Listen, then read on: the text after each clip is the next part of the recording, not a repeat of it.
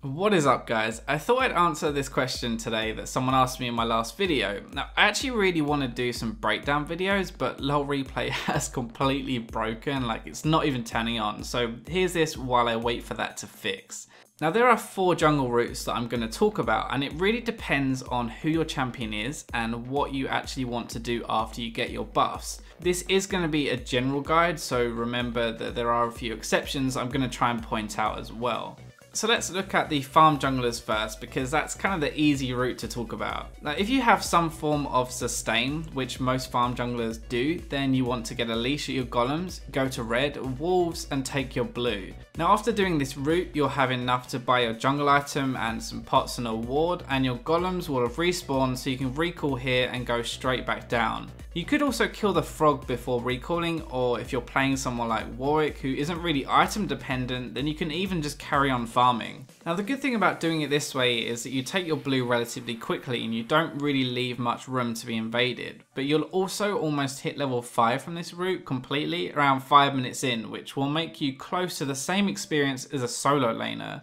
Now, some of you are going to notice I don't take the chickens on my way to the other side in this route, and you don't have a blue buff, so you'll be running out of mana, and they really hurt because there are 4 of them, so that's why I don't take them. Now, once you have your jungle item on the recall, it lets you do another full clear, and you'll also be healthy enough to gank if you want to. If you're playing someone who doesn't have sustain though, you're going to want to follow the different ganking path I'm going to show you now.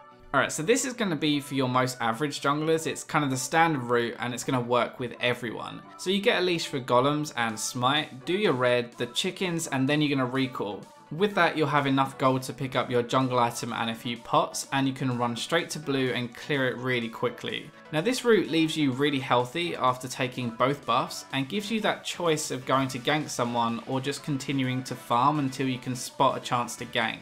The only downside really to using this route is that it leaves your blue on the map for quite a long time, meaning that someone could invade and take it before you can really do anything about it or even realise. If you think that's going to happen, that you're going to get invaded, then that's where you can use this variation. Now, bear in mind that I don't get a leash in this clip, so you'll actually be healthier too, but you start red, go to wolves, and then straight to blue.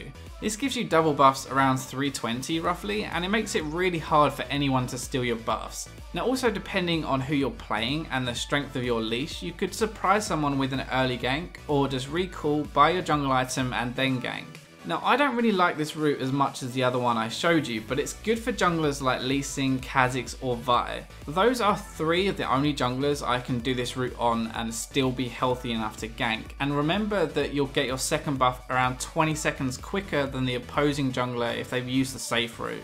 I've shown you all of these on the blue side of the map, but they work on the red side too. You just mirror it exactly the same, except you start with the frog instead of the golems. Now, these are just the general routes I suggest for starting out, but the more you play a champion, the more you might find something you prefer better. It's pretty normal to happen when you become more comfortable with a champ, so if you have found that, then make sure you share it with everyone down below in the comments. Also, remember to comment if you have any videos you want to see or questions. I do actually read the comments, and you could get your question made into a video like this one. Now, that's all for this video, but I'll catch you next time.